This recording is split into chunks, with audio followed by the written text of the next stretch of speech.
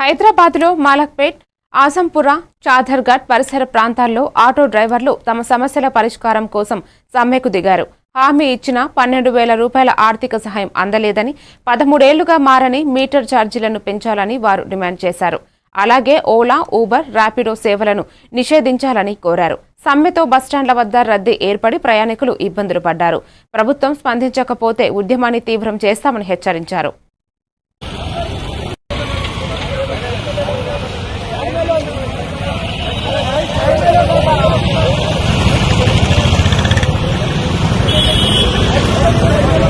City బండి తీసుకుంటాం కానీ ఈ ఓలా ఊబర్ ఇచ్చే రేట్ ప్రకారం మాకు పడతలేదు. మాకు మినిమం ఇంతకుముందు గవర్నమెంట్ ఎంత వైఎస్ఆర్ ఉన్నప్పుడు 11 రూపాయలు గవర్నమెంట్ అప్పుడు మీటర్ ఇచ్చింది. అప్పటి నుంచి అదే రేట్ ఇప్పుడు 9 రూపాయలు ఇస్తున్నారు.